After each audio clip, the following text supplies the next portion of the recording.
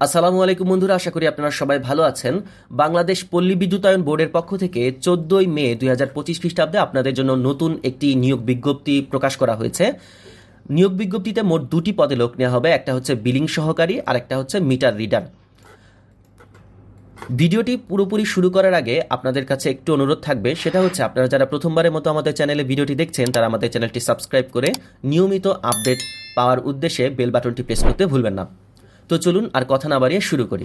আচ্ছা, মোট দুটি পদে লোক নেওয়া হবে, যার মধ্যে একটা হচ্ছে স্থায়ী আর একটা হচ্ছে যে চুক্তিভিত্তিক। অর্থাৎ প্রথমটা স্থায়ী পদ এবং দ্বিতীয়টা হচ্ছে চুক্তিভিত্তিক। প্রথম কোন পদে নেওয়া হবে সেটা হচ্ছে বিলিং সহকারী পদে নেওয়া হবে। অন প্রবেশন আপনি প্রথমে ঢুকবেন এবং পরবর্তীতে সেটা কিন্তু স্থায়ী করা হবে। আচ্ছা, তো এখানে মহিলাদের জন্য সংরক্ষিত আসন রয়েছে, পদ রয়েছে। সো আপনারা কোনো চিন্তা করবেন না, বিশেষ করে যারা মহিলা আছেন বা ফিমেল আছেন আপনারা নির্দ্বিধায় এখানে আবেদন করতে পারেন। আচ্ছা, চাকরির ধরন কি, যেটা শুরুতেই বললাম স্থায়ী, এবং হচ্ছে যে পদসংখ্যা হচ্ছে 609টি। বয়সসীমা 2/6/2025 খ্রিস্টাব্দ তারিখে 18 হতে 32 বছরের মধ্যে হতে হবে। আচ্ছা, প্রয়োজনীয় শিক্ষাগত যোগ্যতা কি দরকার? আপনাকে এইচএসসি পরীক্ষায় জিপিএ 5-এর মধ্যে মিনিমাম 3 থাকতে হবে। প্রার্থীর গাণিতিক বিষয়ে ভালো জ্ঞান সহ কম্পিউটার ও দাপ্তরিক যন্ত্রপাতি পরিচালনায় অভিজ্ঞতা থাকতে হবে। এবং সর্বশেষ সেটা হচ্ছে যে আপনাকে বাংলায় প্রতি মিনিটে ন্যূনতম 10 ও ইংরেজিতে প্রতি মিনিটে 30টি শব্দে কম্পিউটার টাইপ করতে সক্ষম হতে হবে। আচ্ছা, বেতন কাঠামো কি? আপনার পবিসের বেতন কাঠামো 2016 অনুযায়ী আপনার বেতন শুরুতে অনপ্রবেশনকালীন 18,300 টাকা থাকবে এবং পরবর্তীতে সেটা পার্মানেন্ট হয়ে 19,220 টাকা হবে। আচ্ছা, দ্বিতীয় নম্বর পদটা হচ্ছে মিটার রিডার কাম মেসেঞ্জার, চুক্তিভিত্তিক পদে নেওয়া হবে। আচ্ছা, এখানে পদের সংখ্যা হচ্ছে যে 1460টি এবং বয়সসীমা আপনার 2/6/2025 খ্রিস্টাব্দের মধ্যে আপনাকে 18 হতে 25-এর মধ্যে হতে হবে। আচ্ছা, শিক্ষাগত যোগ্যতা কি? প্রার্থীকে এসএসসি বা সমমান পরীক্ষায় উত্তীর্ণ হতে হবে, এক্ষেত্রে আপনার গ্রেড ম্যাটার করে না। আর 2 নম্বর হচ্ছে প্রার্থীর অবশ্যই যোগ বিয়োগ গুণ ও ভাগ করার দক্ষতা থাকতে হবে এবং হাতে লেখা সুন্দর হতে হবে। প্রার্থীকে সৎ, বিশ্বস্ত, উত্তম চরিত্রের ও সুন্দর ও সুঠাম দেহের অধিকারী হতে হবে।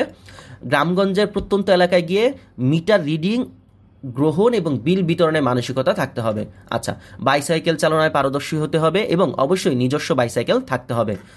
আর এটা কিন্তু মাথায় রাখতে হবে যে নিজস্ব বাইসাইকেল থাকতে হবে। এবং সর্বশেষ হচ্ছে চূড়ান্তভাবে নিয়োগের লক্ষ্যে নির্বাচিত প্রার্থীকে জনগণের যোগদানের সময় নিরাপত্তা জামানত হিসেবে পবিসের ক্যাশ শাখায় 10,000 টাকা জমা করার সামর্থ্য থাকতে হবে। আর বেতন সে একই 2016 অনুযায়ী 14,700 টাকা। অর্থাৎ একই বলতে আমি বলতেছি যে 2016 অনুযায়ী আর কি, ওইটা মানে একই বলছি, বাট বেতন কিন্তু আপনার বিলিং সহকারীর তুলনায় এখানে একটু কম, সেটা হচ্ছে 14,700 টাকা। তবে এখানে কিন্তু লোক নেওয়া হবে অনেক বেশি, যেটা মাথায় রাখবেন এটা কিন্তু চুক্তিভিত্তিক, নট স্থায়ী। আচ্ছা, আবেদন করার নিয়মটা কি? আবেদনটা আপনাকে অনলাইনে করতে হবে। অনলাইনে আবেদন ফর্ম পূরণ ও পরীক্ষার ফি জমাদান শুরুর তারিখ হচ্ছে যে 20/5/2025 খ্রিস্টাব্দ সকাল 10টা থেকে।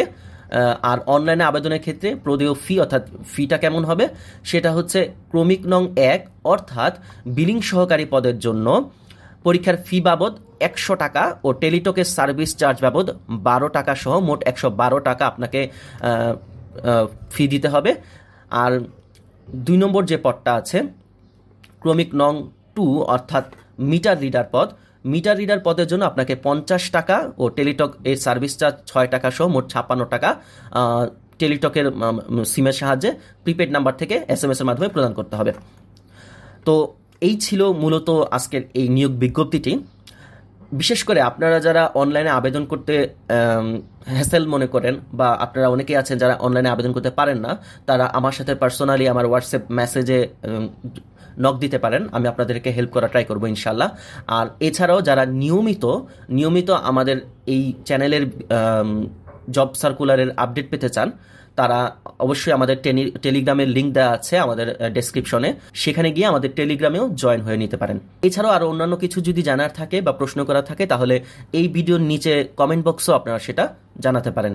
আজকে এই পর্যন্তই, দেখা হচ্ছে পরবর্তী কোনো ভিডিওতে। ততক্ষণ পর্যন্ত ভালো থাকুন, সুস্থ থাকুন। আসসালামু আলাইকুম।